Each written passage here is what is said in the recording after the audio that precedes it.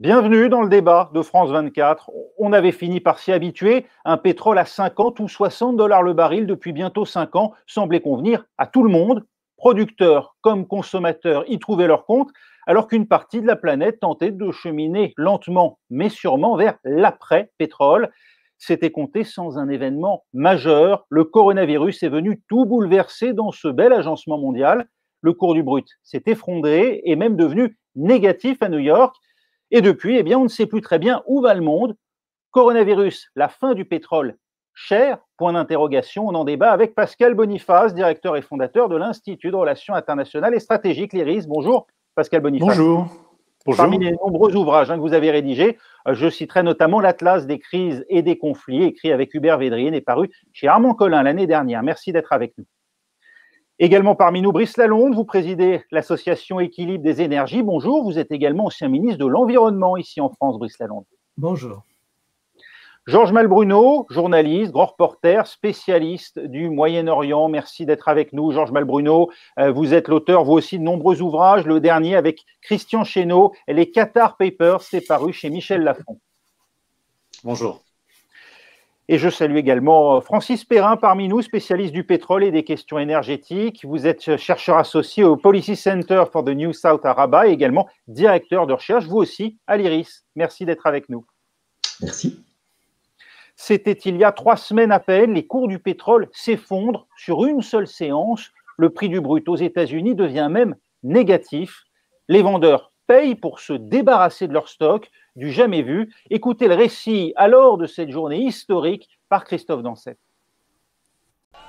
Une séance complètement folle à la bourse des matières premières de New York ce lundi. En quelques heures, le baril de brut américain chute de 300%, du jamais vu.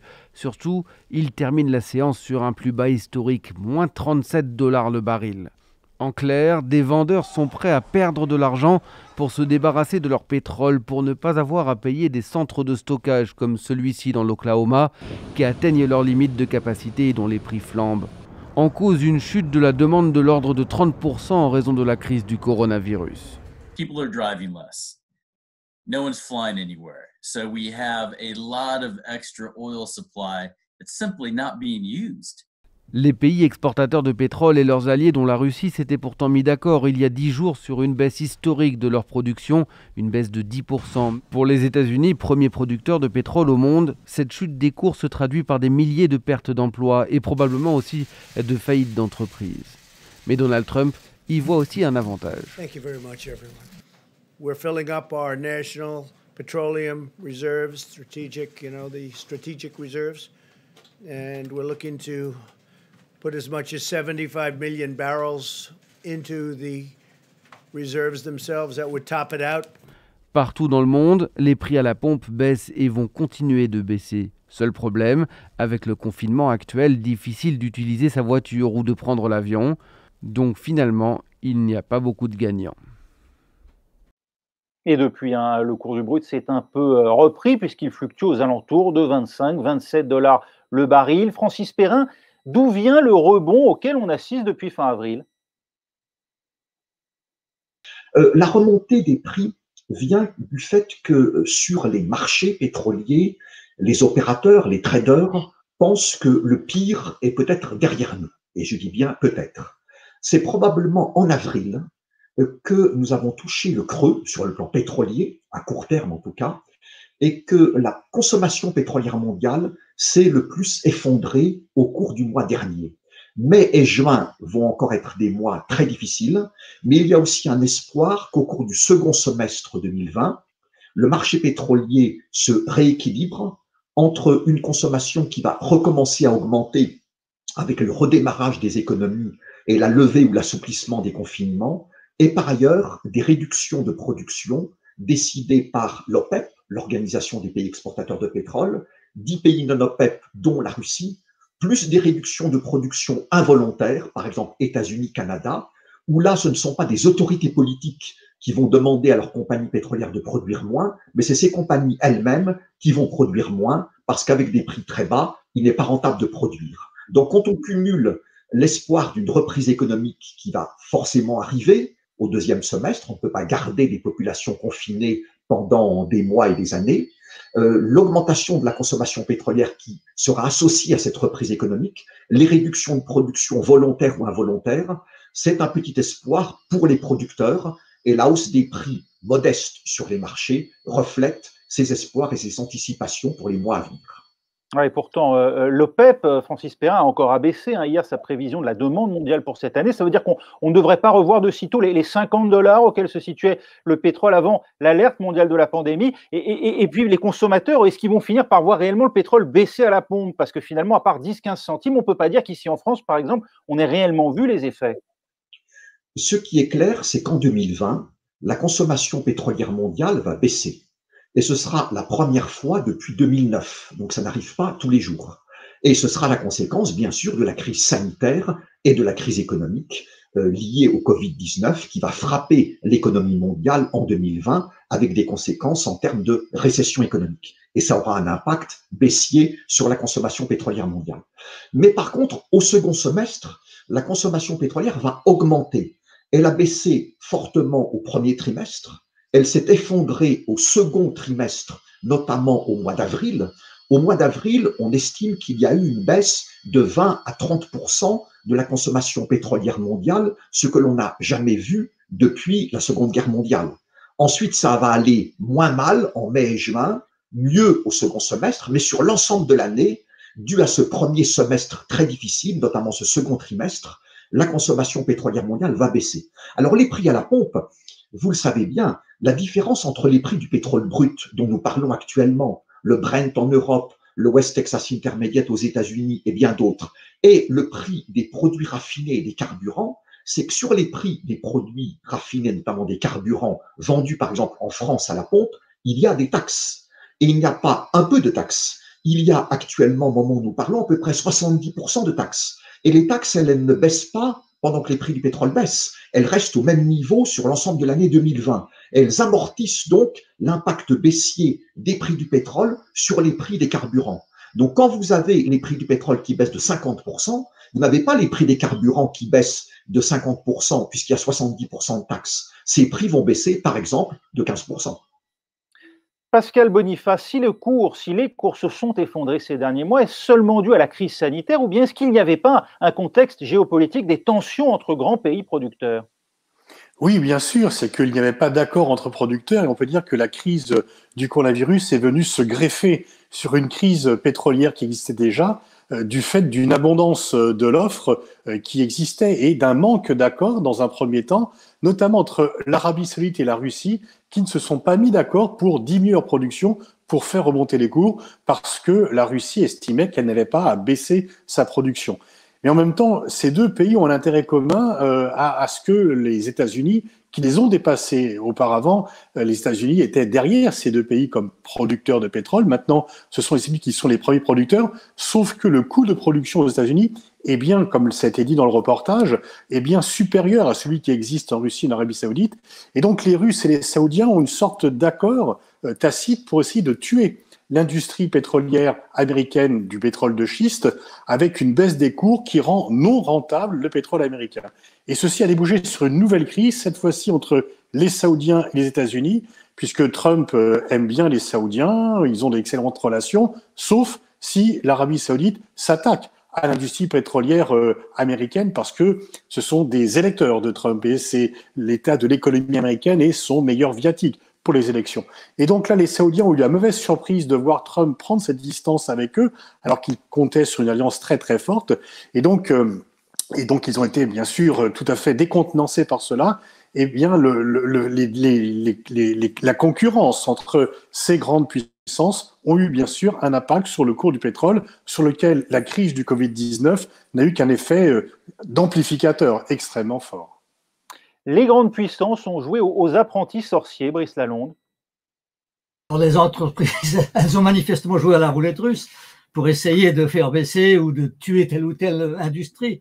Mais enfin, écoutez, de toute manière, les prix vont remonter, ne serait-ce que parce que les investissements ont ralenti. Et puis, la situation sera un petit peu différente d'un pays à l'autre. Les réactions sont différentes. Ce qui est avantageux, à mon avis, c'est que du coup, à cause des bas prix, on ne va pas chercher des sables bitumineux au Venezuela ou au Canada. le pétrole de schiste se casse la figure.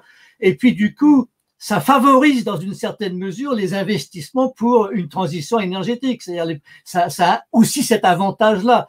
Et je pense que la réaction en Europe, la réaction qui est quand même unanime aussi des patrons en Europe, va nous permettre d'investir grâce au pétrole pas cher dans la bonne direction. Et vous savez, 50% de la consommation de pétrole, ce sont les transports. Donc c'est normal, si je puis dire, que ce soit effondré. Les transports progressivement vont reprendre. Georges Malbruno, l'OPEP, la Russie et d'autres pays producteurs de premier plan ont donc fini par s'accorder mi-avril sur une réduction de production, une décision saluée comme majeure, une manière d'enterrer la hache de guerre. Oui, probablement.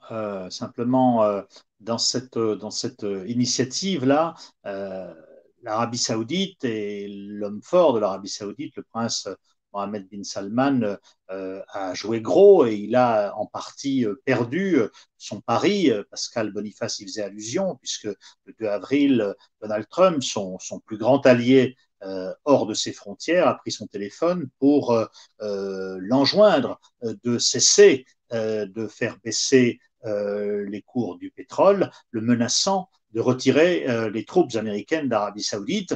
Vous savez que les États-Unis, depuis 75 ans maintenant, garantissent un parapluie militaire à l'Arabie saoudite, et donc Donald Trump n'a pas hésité à dire à son ami, son allié MBS, si tu n'arrêtes pas cette politique-là, eh bien, moi, je vais retirer mes troupes d'Arabie saoudite. Et donc, on a assisté à partir de ce moment-là, effectivement, à un recul saoudien.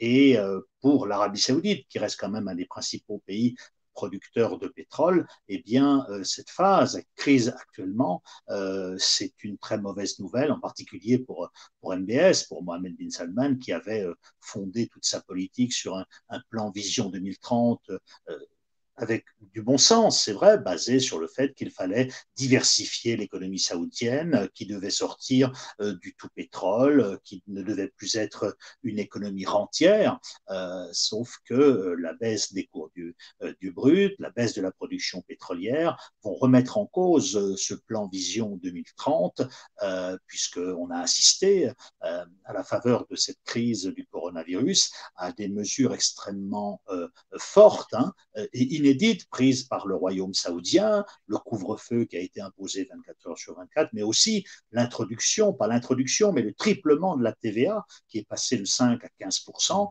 Et donc, avec avec à la fois cette crise du coronavirus, mais aussi cette crise pétrolière, eh bien, l'Arabie saoudite, et comme l'Arabie saoudite est le pays qui entraîne les autres pays du Golfe, on pourrait assister au cours de ces prochaines années, prochains mois, voire prochaines années, à une espèce de normalisation, la fin de ces pays rentiers, avec donc la fin du tout pétrole et la fin de l'exemption des impôts de pays qui n'ont plus de TVA, parce que ces pays-là, aujourd'hui, eh bien, sont frappés sévèrement par les conséquences à la fois du coronavirus et aussi de la crise pétrolière.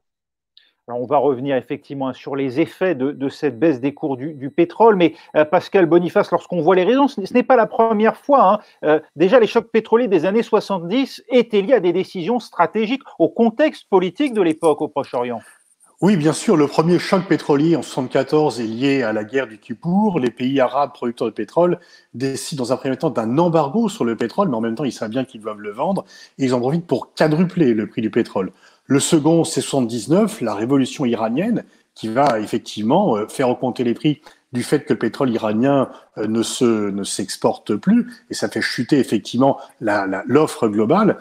Et puis, il faut aussi rappeler que, puisqu'on parle d'Arabie saoudite, que les Saoudiens ont joué un rôle important dans les années 80 en augmentant leur production pour faire, là encore, baisser les cours, pour affaiblir, à l'époque, l'Union soviétique, qui avait déjà, l'Union soviétique, l'essentiel de ses recettes de devises dans le pétrole. Et on peut dire que, en grande partie, c'est ce qui a fait échouer la perestroïka.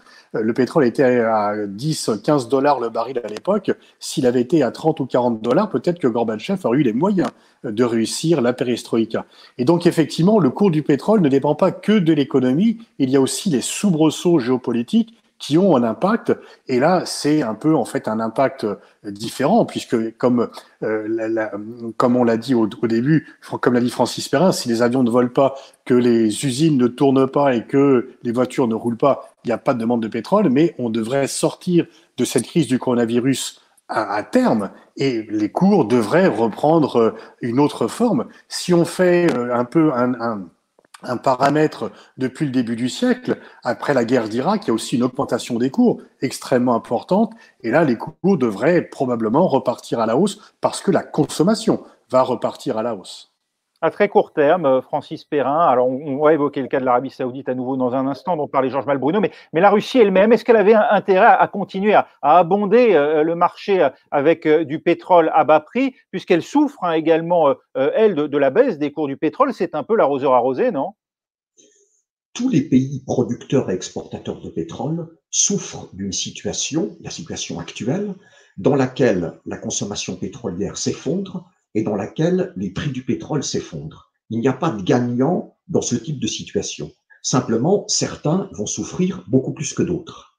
Et l'un des éléments de différenciation, il y en a plusieurs qui sont clés, mais l'un des principaux, c'est vos réserves financières. Quand les prix du pétrole chutent, vous êtes un pays très dépendant du pétrole, donc vos recettes d'exportation chutent, vos recettes budgétaires chutent. Vous allez donc puiser dans vos réserves pour traverser cette crise. Et la question est donc, est-ce que vous avez un peu de réserves financières, beaucoup, passionnément, à la folie ou pas du tout? L'Arabie Saoudite, le Qatar, les Émirats Arabes Unis, le Koweït, la Russie ont des réserves financières qui sont extrêmement importantes. Par contre, l'Iran, le Venezuela, pour prendre deux autres exemples, en ont très peu. Donc, ça fait l'un des éléments de différenciation. Alors, la Russie avait refusé le 6 mars la proposition de l'OPEP de réduire conjointement la production de ces pays, d'une vingtaine de pays producteurs OPEP, non-OPEP. L'un des principaux éléments derrière ce refus de la Russie, c'est que les dirigeants russes se disaient « on nous demande de réduire notre production, on demande à l'OPEP de réduire sa production, et pendant ce temps, les États-Unis, premier producteur mondial, eux ne font rien, ils ne réduisent pas leur production, ils continuent comme si de rien n'était, et ils vont donc nous prendre des parts de marché et des clients, et ça, on ne veut pas. » Mais cette réaction russe de non-coopération avec l'OPEP a entraîné le début d'une guerre des prix et des parts de marché par l'Arabie Saoudite, qu'il a annoncé dans les jours qui ont suivi ce refus russe à Vienne, en Autriche, le 6 mars.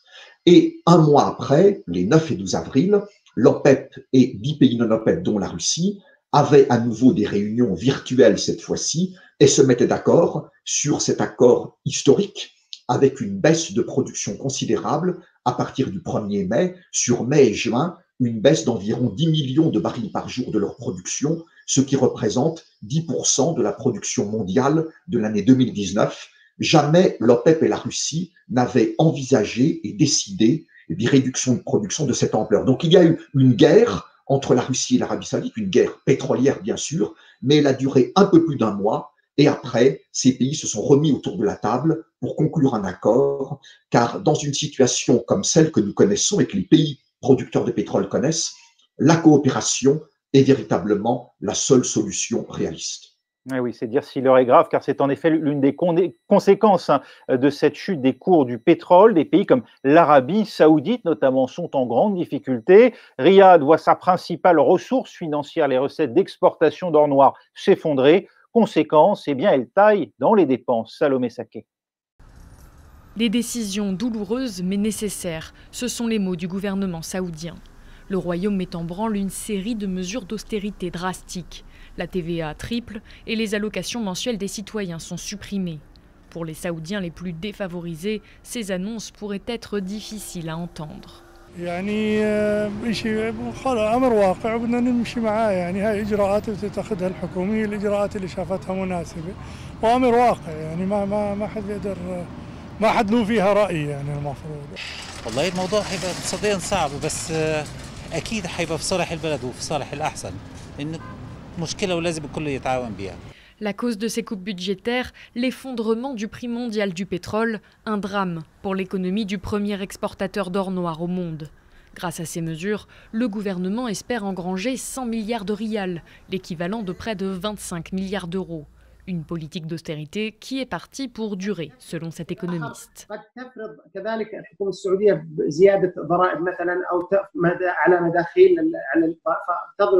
تفرض ضرائب على السعودية تحتاج إلى أن يكون أسعار النفط في حدود متوسط في حدود $60 من 55 إلى $60 حتى تستطيع أن تحافظ على المستويات التي أعلنتها للميزانية.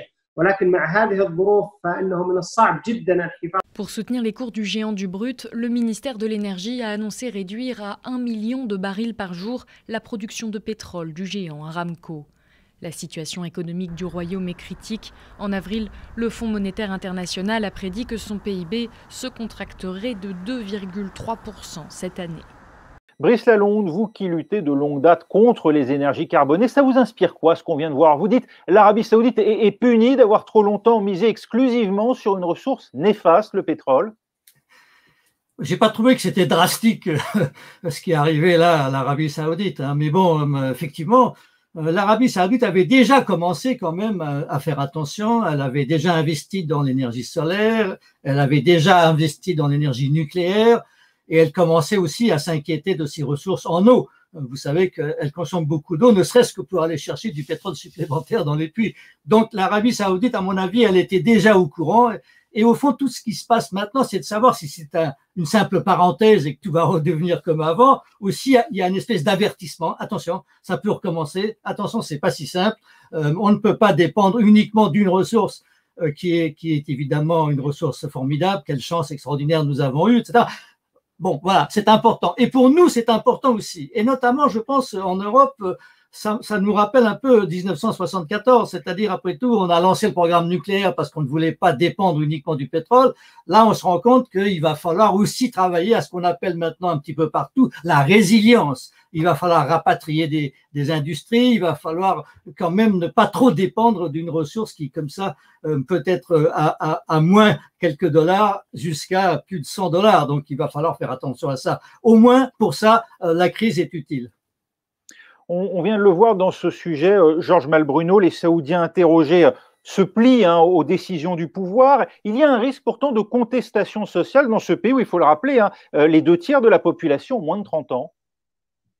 Oui, il y a un risque de contestation sociale, d'autant plus fort que, si vous voulez, Mohammed bin Salman, lorsqu'il a présenté son plan Vision 2030, diversification, en 2016, il avait prévu que les premiers effets, les premières conséquences, les premières retombées positives de ce plan interviendraient en 2020, et les premières retombées positives, c'était essentiellement donner du travail aux jeunes. Les jeunes qui constituent les 2/3 de la population.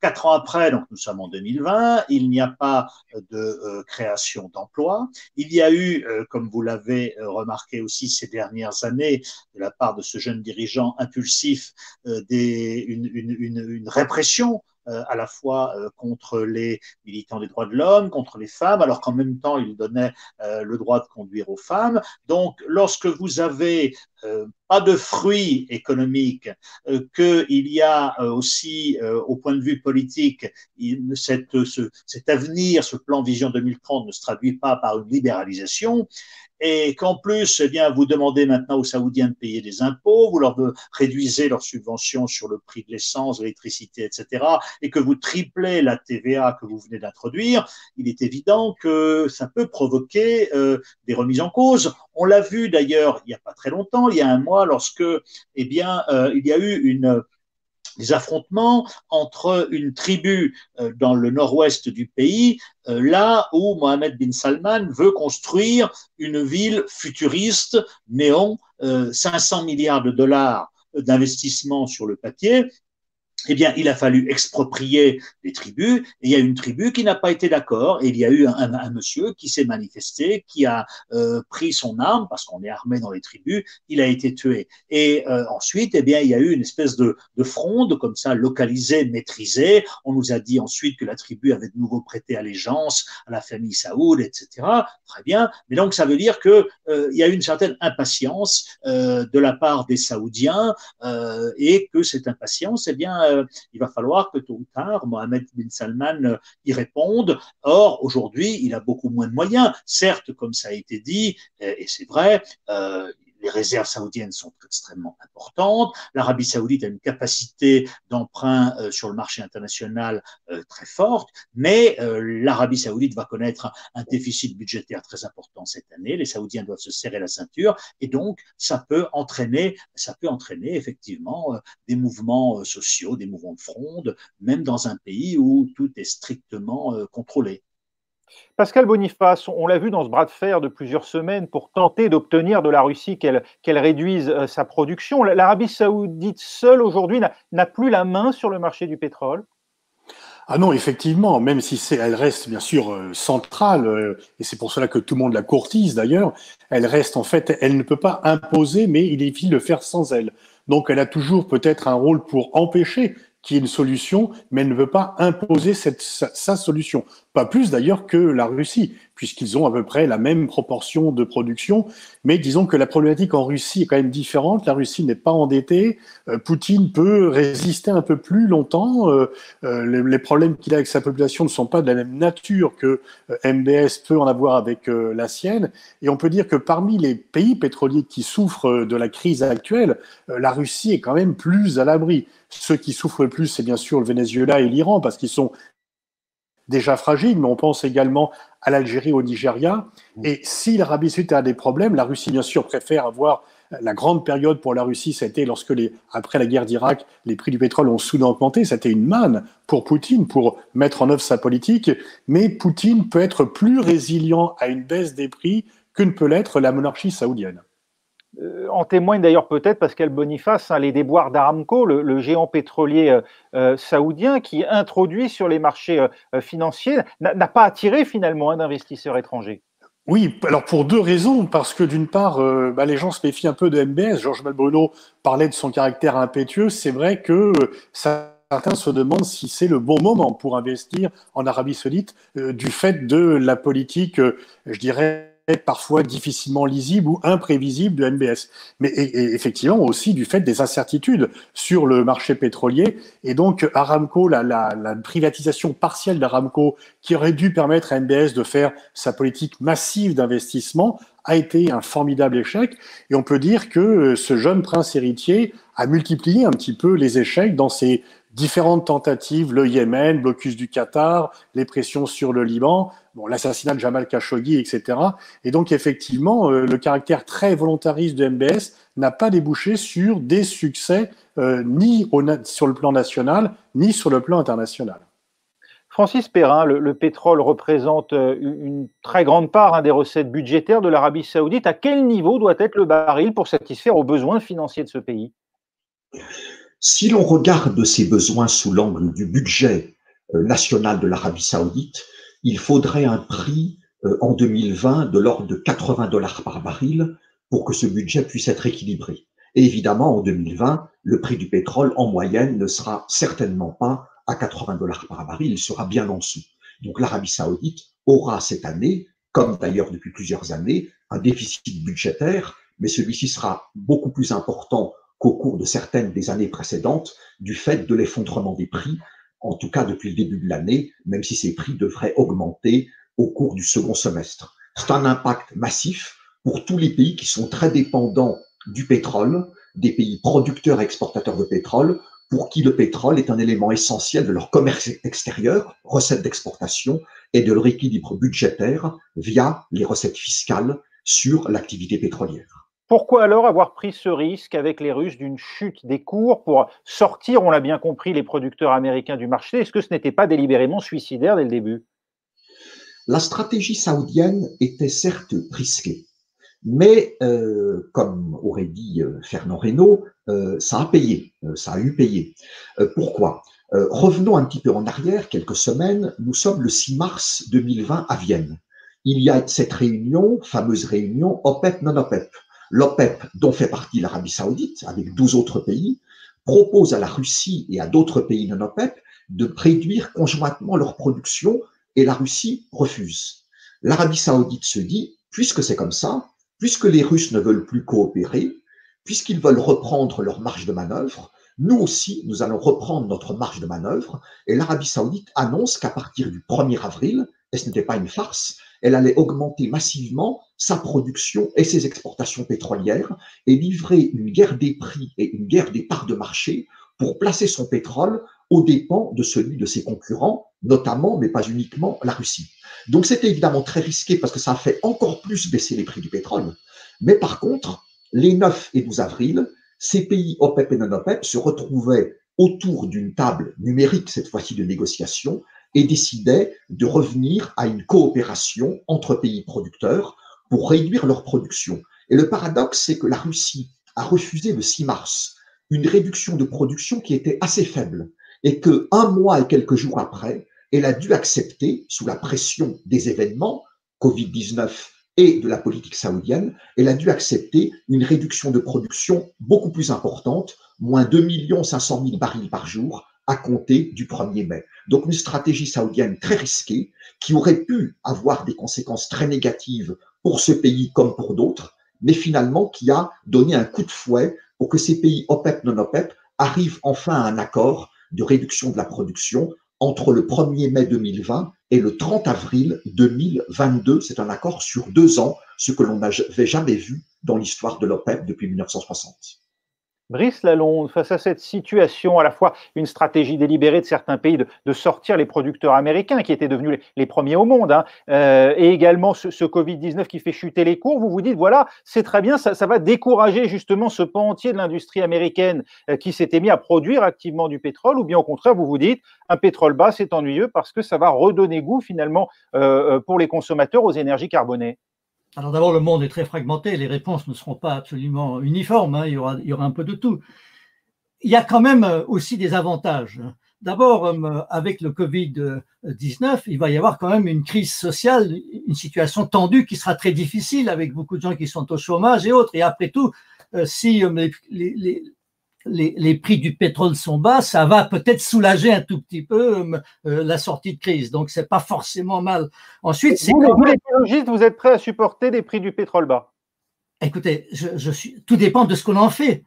Si c'est vraiment pour sortir, il faudra investir pour passer aux énergies décarbonées, pour électrifier les voitures, pour construire partout des bornes de recharge. Et il faudra du pétrole carboné, si je puis dire, pour passer à une société décarbonée. Donc, essayons d'en profiter. Ensuite, il y a une chose qui est très intéressante, c'est que ça permet de supprimer toutes les subventions, défiscalisation, détaxation au pétrole. À partir du moment où les coûts du pétrole est bas, c'est indolore, et bien que les gouvernements en profitent pour supprimer toutes les subventions aux énergies fossiles. Maintenant, évidemment, la situation est différente et il faut que les gouvernements interviennent avec des garanties de ressources pour les énergies renouvelables ou les énergies décarbonées. Beaucoup de choses vont dépendre des mesures gouvernementales. À partir du moment où l'essentiel du pétrole est consommé dans les transports, c'est la politique des transports qui va être l'élément déterminant pour réduire ensuite la consommation de pétrole dans les années à venir. Georges Malbruno, cette prise de conscience de la nécessité de sortir de cette mono-industrie du pétrole, est-ce qu'elle gagne en puissance dans les pays du Golfe que vous connaissez bien?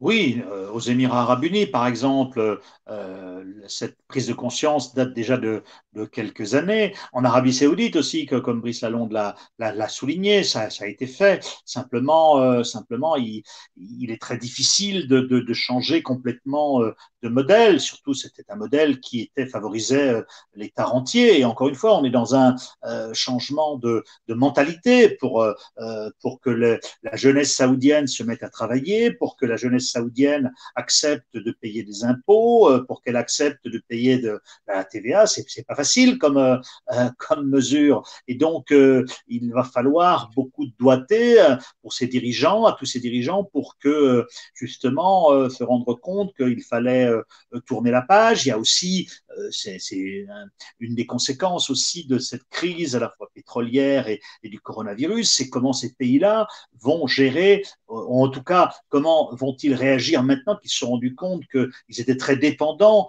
de la main-d'œuvre étrangère. Dans tous ces pays-là, la population est constituée à 80% ou 90% parfois d'étrangers, sauf en Arabie saoudite, justement, qui a une vraie population avec des problèmes de chômage interne, etc. Donc, voilà, je pense que que ces pays-là vont devoir aussi faire, bien sûr, un examen critique de leur situation et se dire, bon, aujourd'hui, l'heure est grave et il faut vraiment envisager l'avenir de manière différente. Alors, pour l'Arabie Saoudite, ça devait être un peu l'occasion aussi, cette année 2020, où Riyad était le siège, allait accueillir le G20 en fin d'année, justement, de montrer un nouveau visage, d'essayer de tourner la page de certaines affaires. Mais là, il est évident qu'avec la crise du coronavirus, eh bien, toutes ces projections sont remises en cause. Mais oui, il faudra tôt ou tard que, eh bien, on tourne la page, ces pays tournent la page du tout pétrole, mais ça prendra beaucoup de temps. Pascal Boniface, vous le disiez, cette crise, elle n'affecte pas bien sûr que l'Arabie saoudite. Parmi les pays producteurs, ni même la Russie, il y a évidemment un certain nombre de pays en Afrique, l'Algérie, le Nigeria, le Gabon, l'Angola. Est-ce que ces pays-là, qui depuis des années parlent aussi de diversifier leur économie, est-ce qu'ils se sont engagés dans cette voie? Est-ce que la crise actuelle peut leur permettre justement d'effectuer enfin la transition? Pour l'instant, ils y avaient réfléchi, mais ils ne l'avaient pas fait. Le problème de l'Algérie, c'est une dépendance dramatique au cours du pétrole. Et puis le Nigeria est exactement dans la même situation, ainsi que l'Angola. Tous ces pays n'ont pas profité de la manne pétrolière pour industrialiser leur pays, malgré des promesses, des engagements. Et c'est souvent, au contraire, la manne pétrolière est venue détruire le reste de l'économie, et notamment, d'ailleurs, la partie agricole de ces économies. Donc, effectivement, il y a un peu un retard dans la diversification. On peut dire que les pays du Golfe, très rapidement, ont dit il faut diversifier, on ne veut pas être dépendant du pétrole, mais un tel virage n'a pas encore été pris par les pays africains. Il serait effectivement temps de le faire. Le Venezuela, c'est bien sûr différent. Il y a les problèmes de politique intérieure, les problèmes de sanctions à la fois américaines et aussi des voisins et des Européens. Et donc, c'est la gabegie plus les sanctions qui viennent effectivement complètement réduire à néant. Mais le Venezuela est un pays typique qui a souffert finalement la manne pétrolière a eu un effet boomerang puisque le Venezuela ne produit plus rien depuis longtemps et s'est habitué à beaucoup importer. Et tout d'un coup, ça devient plus compliqué quand vous avez à la fois un embargo et une baisse du cours du pétrole.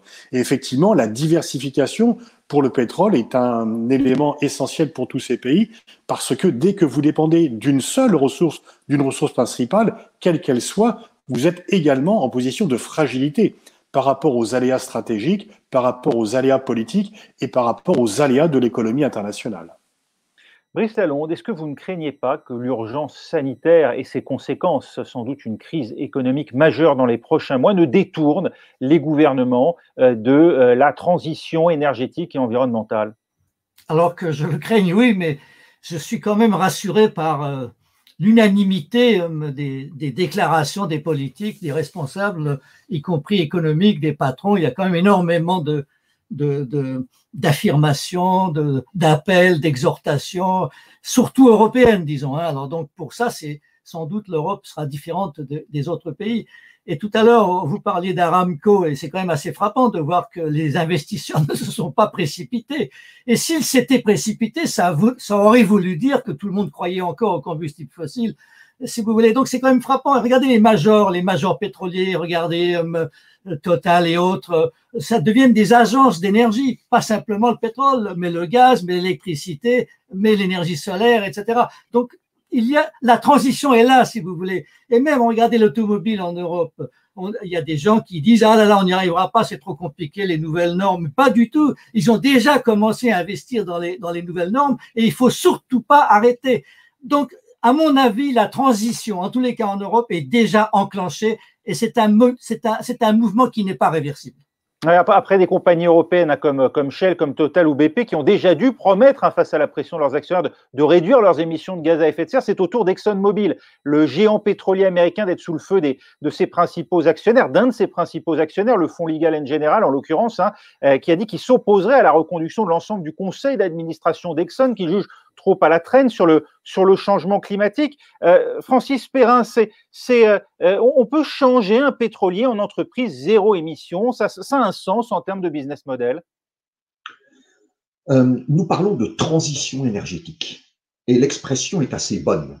La transition énergétique, c'est pas un coup de baguette magique d'Harry Potter qui nous fait basculer instantanément d'un monde dominé par des énergies fossiles, pétrole, charbon, gaz naturel, à un monde dominé par des énergies non carbonées. C'est un chemin, et ce chemin, il est long, il n'est pas forcément facile, et il y a un coût en termes d'investissement très important dans ces énergies non carbonées. Donc, il faut vraiment prendre en compte cette dimension temporelle. Cela dit, pour ce qui concerne les grandes compagnies pétrolières privées, comme ExxonMobil, Royal Dutch Shell, BP, Total, Chevron, Eni, etc., l'enjeu est de dire, vous nous connaissez actuellement comme des compagnies pétrolières, en fait comme des compagnies pétrolières et gazières, nous allons devenir des compagnies énergétiques. Énergétique, ça veut dire quoi? Ça veut dire toujours pétrole et gaz naturel pendant encore pas mal de temps, plus autre chose, plus des énergies renouvelables. Et là, le trio de tête, c'est énergie solaire, énergie éolienne, biomasse, dans l'ordre ou dans le désordre. Et certaines de ces grandes compagnies pétrolières vont choisir d'investir dans ces trois énergies renouvelables clés à la fois. D'autres vont choisir deux, le solaire et la biomasse, l'éolien et le solaire, etc. Pas seulement du greenwashing pour le rapport d'activité à la fin de l'année. Non, c'est une vraie stratégie industrielle. Et bien sûr, à partir de ça, on va essayer de communiquer là-dessus. Nous sommes dans un monde où la communication est omniprésente par les industriels, par les États, par les organisations non gouvernementales. Tout le monde fait de la communication, donc on ne voit pas pourquoi les grandes compagnies pétrolières n'en feraient pas. Mais il n'y a pas que de la communication. Total étant, depuis quelques années, nous vend de l'électricité à des particuliers. Si vous aviez dit il y a 10 ans à des groupes pétroliers que bientôt ils vendraient de l'électricité, tout le monde vous aurait dit mais c'est pas possible, vous n'allez pas très bien, c'est impossible, c'est pas notre business model. Aujourd'hui, Total vend de l'électricité et du gaz aux particuliers, et Total est un des leaders de la conversion photovoltaïque qui permet la transformation directe du rayonnement solaire en électricité avec le rachat de la société américaine SunPower. Donc il y a des choses qui se passent et évidemment de la communication autour. Merci beaucoup Francis Perrin, merci également à Brice Lalonde d'avoir été avec nous, à Georges Malbruno et à Pascal Boniface. C'est la fin de ce débat, merci de l'avoir suivi. Restez avec nous sur France 24, l'actualité continue. Prochain débat, c'est lundi.